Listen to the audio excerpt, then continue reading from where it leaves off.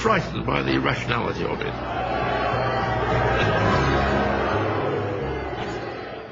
I remember an interview with one of the doctors on television in which he said that doctors were tolerant and moderate people, but when our women are threatened, then we stand up.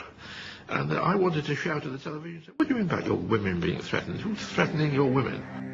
Beverly Hope Melton had no idea this would be the last time she would be seen alive. Surveillance pictures show a cheerful Kershaw woman entering a store in Chesterfield County to pay for gas the day after Christmas. The video also shows this man, who police identify as Nicholas Miller, inside the same store, even at one point holding the door open for the woman police say he was about to murder. You can see the suspect getting into his Chevy at the pump, then seconds later pulls out after Melton leaves in her gray Malibu. It would be on Angelus Road, police say, en route to her grandmother's house before Beverly would realize something was wrong. She called her grandmother to say she was being followed and was afraid. Well, her grandmother contacted the Chesterfield County Sheriff's Office and reported what was going on. Authorities believe Nicholas Miller drove around Beverly's car, cutting her off, sending her off the road. The Sheriff's Office found her vehicle. The motor was still running, the car was in reverse.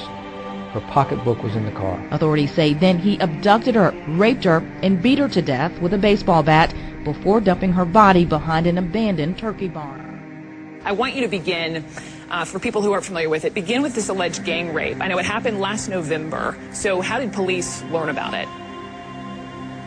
Well, the young girl was in school, and these videos, onlookers of this event. We know it was at least on one day, and it might have been on other days also. Things happened, but on the one main event, apparently videotaped and photographed things with their cell phones, and so it was getting, becoming a very popular, went viral basically around the school, and someone reported it to the school authorities that they'd seen this. They were very upset because they knew the young girl and they recognized her. Hang on, let me back you up. So school officials... Let me back you up. This whole thing started, according to your article, from this 19-year-old young man who sort of lured this 11-year-old into a mobile home, an abandoned mobile home, allegedly.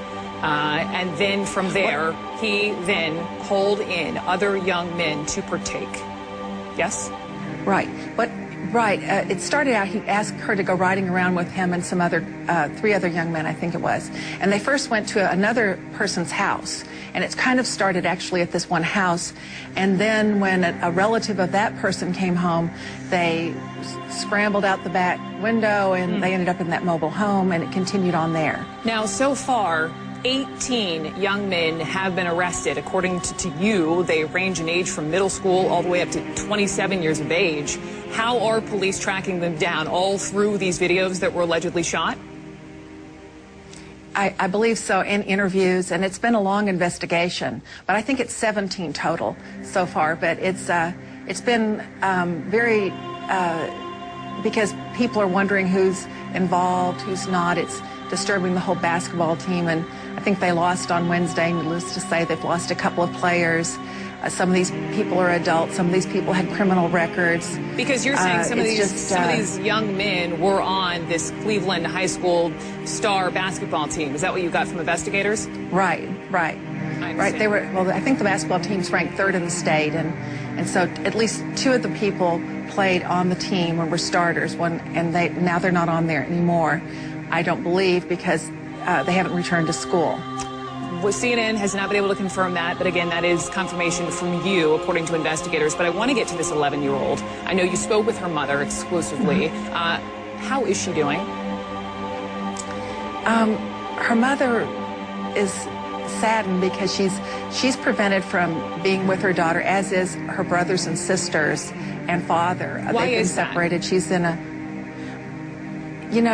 Children's Protective Services will not discuss the case because there's a gag order, but they've had some hearings, and the parents tell me that she's been put in foster care as a safe house because as these names come out, as this trial goes on, that it's going to become, dangerous for actually them too. They should move from the area, they believe, because there have been people calling the house and just saying, like, where is she? And they don't believe the mother that she's not there. Then they cuss and get upset, and they're worried it could become worse than that. And so they just kind of don't want any more pressure on her or the family. Understandable, understandable. I know you spoke with an attorney representing 3 of these young men. What did he say? What is his defense? Well, he believes that, you know, you can't, he's not trying to say anything that happened, whatever happened, that it would be good, anything would be good for an 11-year-old, but he said the little girl is not, you know, it wasn't like she was totally, completely innocent in this case. It wasn't like she was kidnapped or something, and whether he was indicating that she might have been a willing participant. Yet at age 11, as you point out, an 11-year-old cannot legally give consent. Right, and I do believe at some point a police affidavit says she was not, that she was balking and there were threats made.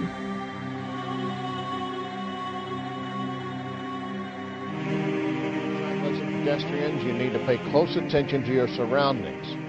This information can help you avoid being victims of a dangerous game. We hear my boyfriend's bike crash on the ground. We look behind us, and there's one guy running away. Police think they were targets of the Knockout King. That's a so-called game where teenagers sucker punch some unsuspecting target. Earlier this year, a similar attack killed a South St. Louis. Maggie Crane talked to witnesses of last night's attacks to get information that might protect you from becoming the next victim. I was running south. On the phone with police, Emily Luton describes the random attack on her boyfriend while they were cycling home Thursday night. He actually was punched right under the head. Sucker punched by a group of teens loitering outside the botanical gardens. There was a group of about 6 to 10 guys. They weren't standing huddled. They were more standing in a line on the sidewalk. It was a random attack. You know, no one knew anything. There were no words exchanged. We didn't even look at them. He wasn't the only victim.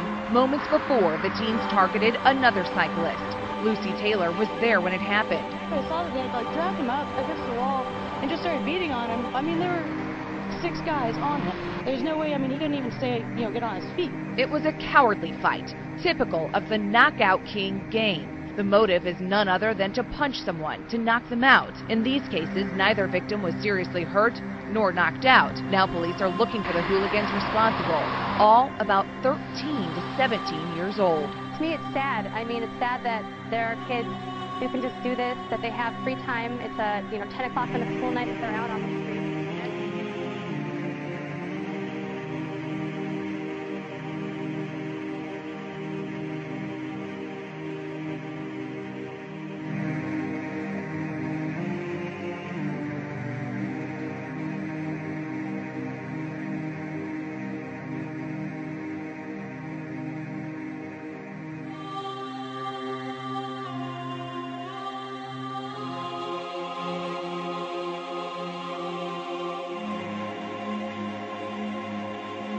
Violent assault out of nowhere, all caught on tape. One punch, taking a local teacher to the ground. His head smacked against the curb. And tonight, reporter Marcy Cipriani is live with the entire video. Marcy, police are desperate to find who did this. Mike, Pittsburgh police are desperate because this attack was not provoked, and it was witnessed by a number of people. And now police want you to be a witness as well and help. What you are about to see is a violent, deliberate, startling attack. Watch. Lying with his face on the curb on Tito Way is 50-year-old Kappa teacher James Adelsberger. Walking away from the attack, seeming to joke and celebrate, are 5 teenagers who police want you to look at closely. Look at their clothes, their company, and their path. The attack on Adelsberger happened in this downtown alley off of Liberty Avenue at about 3:20 Thursday. In view of several cameras and 2/10 of a mile from Kappa, where Adelsberger teaches 10th and 12th grade English. Let's watch that video again. You can see the teacher was walking, briefcase in hand, and with no fear as he moves toward the group of boys. Watch as one of them crosses in front of the others and violently attacks Adelsberger. He falls to the ground, slamming his head on the curb, unable to even use his hands to catch his fall. The boys walk away, looking back occasionally as others try to help, and the teacher struggles to get to his feet. Let's take a closer look now at this group of boys. The one in the gray is the person who hit Adelsberger and the person police want to identify. But each of the 4 others know who's responsible, so police are asking you to help them track them home.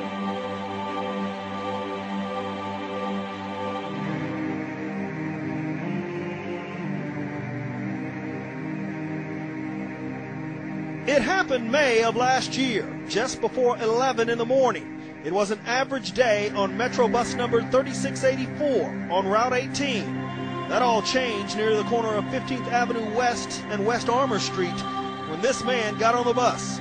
He looks like a normal guy until he pays his fare, then, out of nowhere, he punches the victim, Jeannie, square in the face. To see the force, oh my God.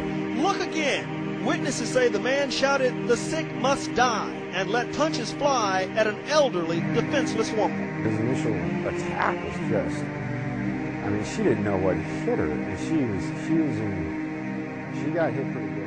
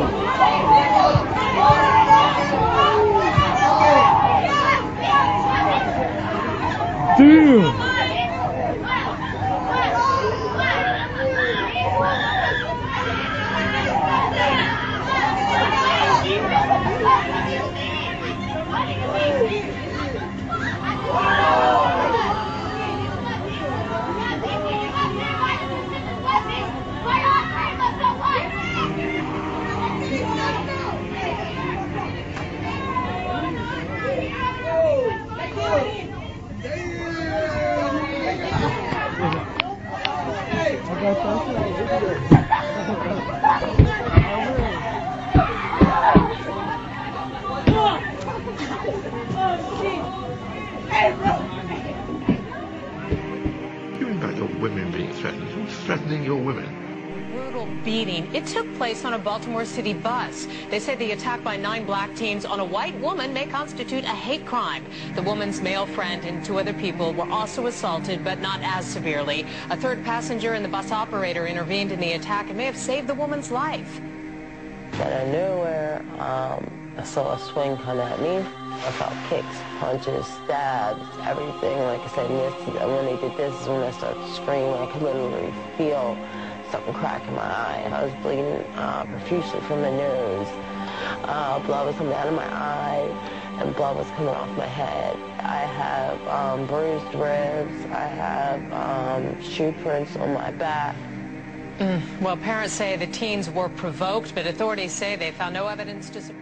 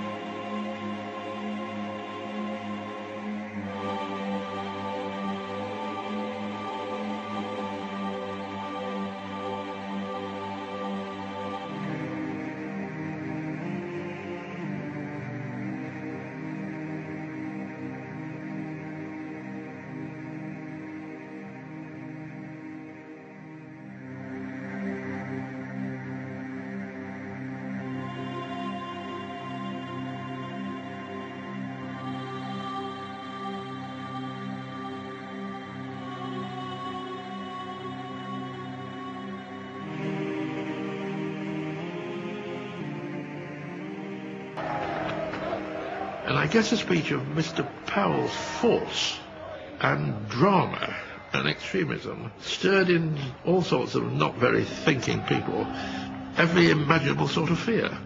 And I remember thinking, if this docker thinks somehow his women are under threat, well, we are getting to a very dangerous situation indeed.